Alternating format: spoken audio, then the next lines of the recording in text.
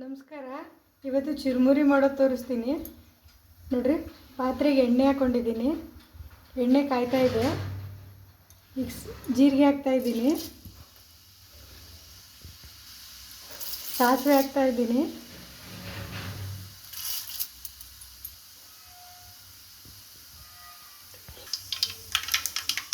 ಶೇಂಗಾ ಹಾಕ್ತಾ ಇದ್ದೀನಿ,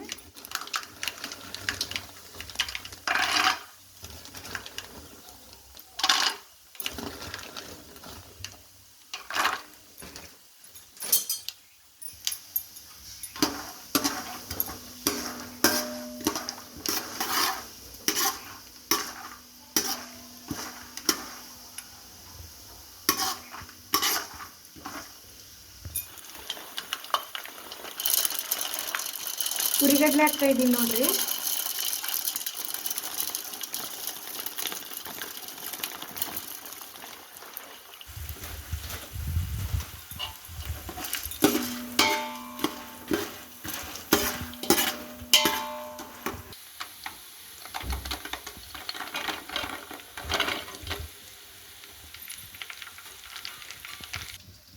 ಇದು ನೋಡ್ರಿ, ಒಂದು ಬಾಣಲಿಗೆ ಎಣ್ಣೆ ಹಾಕ್ಕೊಂಡು ಬೆಳ್ಳುಳ್ಳಿ ಮತ್ತು ಮೆಣಸಿನ್ಕಾಯಿ ಹುರ್ಕೊತೀನಿ.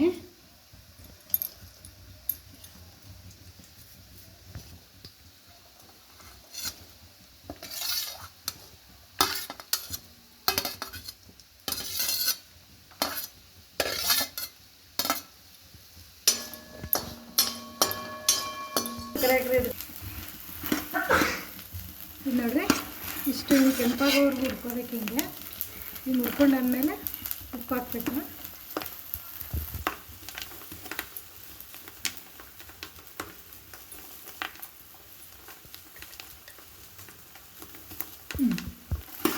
ನೋಡ್ರಿ, ಸಕ್ಕರೆ ಪುಡಿ ಹಾಕ್ತಾಯಿದ್ದೀನಿ, ಒಂಚೂರು ಸ್ವಲ್ಪ ಅರಿಶಿನ ಹಾಕಿದ್ದೀನಿ.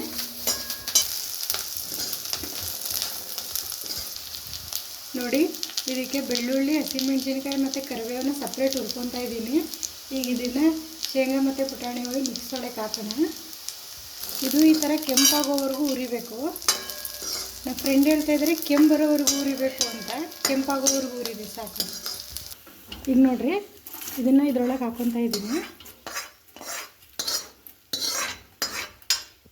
ಇದನ್ನ ಜೊತೆಗೆ ಹುರಿದ್ರೆ ಮೆತ್ತಗಾಗಿಬಿಡುತ್ತೆ ಬೆಳ್ಳುಳ್ಳಿ, ಹಸಿಮೆಣಸಿನ್ಕಾಯಿ. ಅದಕ್ಕೆ ಸಪ್ರೇಟ್ ಹುರ್ಕೊತಾ ಇದ್ದೀನಿ.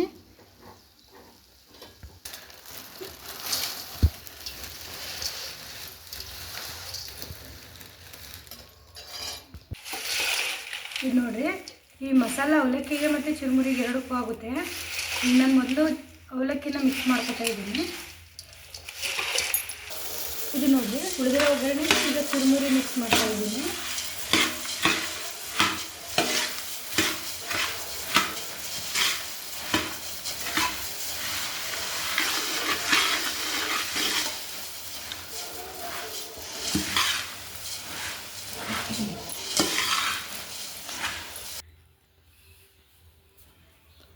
ನೋಡಿ, ಅವಲಕ್ಕಿ ರೆಡಿಯಾಗಿದೆ ಮತ್ತು ಈ ಕಡೆ ಚುರುಮುರಿ ರೆಡಿಯಾಗಿದೆ.